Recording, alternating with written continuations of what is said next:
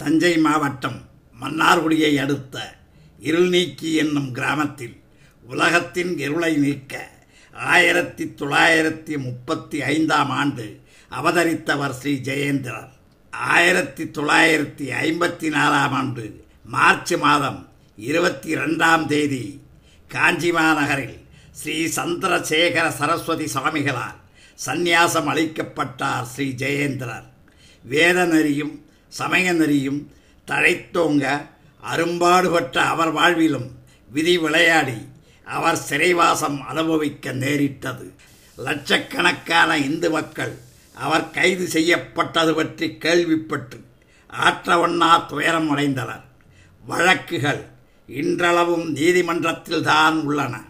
இந்த நிலையில் ஸ்ரீ ஜெயேந்திரர் மீது போடப்பட்ட மற்றொரு வழக்கில் நீதிபதி அளித்த தீர்ப்பையே உங்களுக்கும் சொல்ல விரும்புகின்றேன். சந்திரனை மேகங்கள் எப்பொழுதுமே மறைத்துவிட முடியாது. சந்திரன் தன் ஒளியை உலகுக்கு பரப்பி இருளை போக்கிக் கொண்டுதான் இருக்கும்.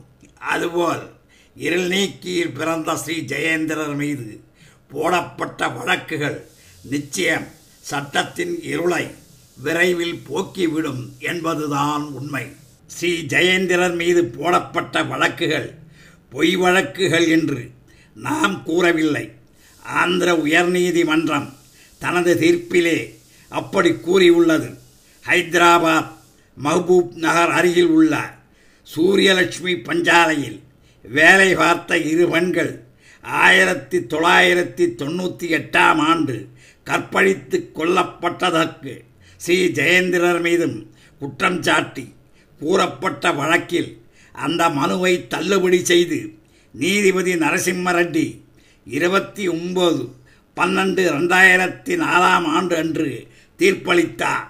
2500 ஆண்டுகள் பாரம்பரியம் மிக்க சங்கரமடத்தின் புகழை கெடுக்க தனிப்பட்ட மனிதர்கள் மட்டுமன்றி அரசும் பத்திரிகைகளும் கூட திட்டமிட்டு செயல்பட்டு வருகின்றன என்றும், ஸ்ரீ கிருஷ்ணதேவராயர் ஆட்சி காலத்தில் அவரது குடும்பத்தைச் சேர்ந்தவர்கள் முதல் மந்திரி திம்மராசுவுக்கு எதிராக பொய்யான சாட்சிகளை கொண்டு ஒரு தீர்ப்பை வழங்கச் செய்தனர். அவரது கண்கள் பிடுங்கப்பட்டன. உண்மை தெரிந்தபோது விஷயம் கைமீறி போய்விட்டது. காஞ்சி ஸ்ரீ ஜெயேந்திர சரஸ்வதி சுவாமிகள் மீது கூறப்பட்டுள்ள அவதூறு குற்றச்சாட்டுகளும் இதே வகையைச் சேர்ந்தவை என்று நீதிபதி கூறியுள்ளார். நீதிபதி திறமையானவராகவும் நேர்மையானவராகவும் இருப்பதில் ஒன்று குறைந்தாலும் அது இறுதி தீர்ப்பின் போக்கை மாற்றிவிடும் என்றும் நீதிபதி கூறியுள்ளார். ஆந்திர தொழிற்சங்கத்தின் ரிட் மனுவை ரிட் பெட்டிஷன் நம்பர் 2320202004 என்ற மனுவை தள்ளுபடி செய்த ஆந்திர உயர்நீதிமன்ற நீதிபதி நரசிம்ம ரெட்டியின் நேர்மையான தீர்ப்பை நமது நீதிபதிகளும் சிந்தித்து பார்த்து செயல்பட வேண்டும் என்று கேட்டுக்கொள்கிறேன். தீர விசாரிக்காமல் கோவலனுக்கு மரண தண்டனை விதித்து தீர்ப்பு வழங்கிய பாண்டிய மன்னனின் செய்கையால் மதுரை மாநகரமே தீப்பற்றி எரிந்தது. நாடாளும் ஆசையில் நமது நாட்டை கைப்பற்றிய வெள்ளையர்கள் சட்டம் நீதி என்ற பெயரில் வீரபாண்டிய கட்டபொம்மன், பகத்சிங், ராஜ்குரு போன்ற லட்சக்கணக்கான தேச தியாகிகளை தூக்கு மேடையில் தொங்கவிட்டு அகமகிழ்ந்தனர். வெள்ளையர்கள் தங்கள் ஆட்சிக்கு வெண்சாமரம் வீசாத இந்தியர்கள் மீது தேச துரோக முத்திரை குத்தி நீதிமன்றங்களில் பழிவாங்கும் நடவடிக்கை எடுத்திருக்கிறார்கள். ஆனால் நம்மவர்களும் தங்கள் சுயநல சுகபோகங்களுக்காக வெள்ளையர் பாதையில் செல்ல நினைப்பது விவேகமான செயல் அல்ல. பதவியும் பணமும் இன்று வரும் நாளை போகும். ஆனால் நமது நல்ல செயல்களும் பண்பாடுகளும் மக்கள் இதயத்தில் என்றும் வாழ வைக்கும். மத உணர்வுகளை அரசு அடக்க வேண்டும் என்று நினைப்பது தவறான செயல். அதுவும் இந்து மத சுதந்திரத்தை தடுத்து நிறுத்த நினைப்பது இந்திய அரசியல் சட்டத்தை அவமதிக்கும் குற்றமாகும். இந்து, கிறிஸ்துவ, இஸ்லாமிய அறக்கட்டளைகளின் சொத்து தனிப்பட்டவர்களின் சொத்து அல்ல. அந்தந்த மதசார்புள்ளவர்கள் அளித்த நன்கொடைகளால் நடத்தப்படும் அறநிலையங்கள்.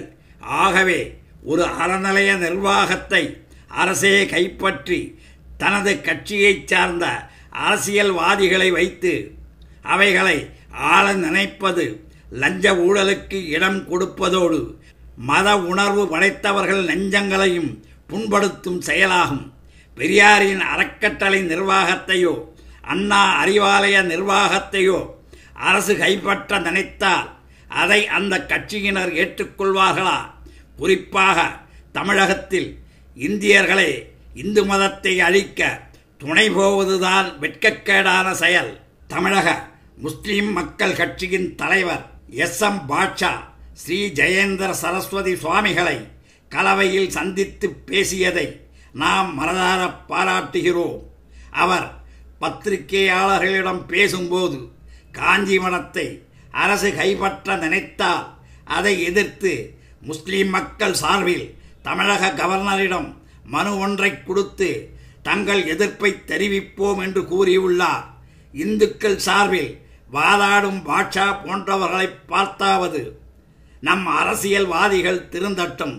இந்து முஸ்லிம்கள் இடையே வேற்றுமை உணர்வை தூண்டிவிடும் நம் அரசியல்வாதிகள் பாட்ஷா போன்றவர்களை பார்த்து திருந்தினால் நாடும் மக்களும் நன்மை பெறுவார்கள். சங்கரராமன் கொலை வழக்கு குற்றப்பத்திரிகையை ராகுகாலம் பார்த்து அதன் பின் வரதராஜ பெருமாள் காலடியில் வைத்து அதன் பின்னரே கோர்ட்டில் தாக்கல் செய்துள்ளார்கள். நீதிமுறை தவறாது. ஆட்சி நடத்துபவர்கள் கடவுளை நாட வேண்டிய அவசியம் இல்லை. காலம் நிச்சயம் பதில் சொல்லத்தான் போகிறது. ஸ்ரீ ஜெயேந்திரர் மீது படிந்துள்ள மாசுகள் விரைவில் அகற்றப்படப் போகிறது. இருள் நீக்கியில் பிறந்த ஸ்ரீ ஜெயேந்திரர் உலக மக்கள் உள்ளத்தில் ஒளிவிளக்கை ஏற்றத்தான் போகிறார். ஸ்ரீ ஜெய ஜெய சங்கரா, ஸ்ரீ ஹர ஹர சங்கரா.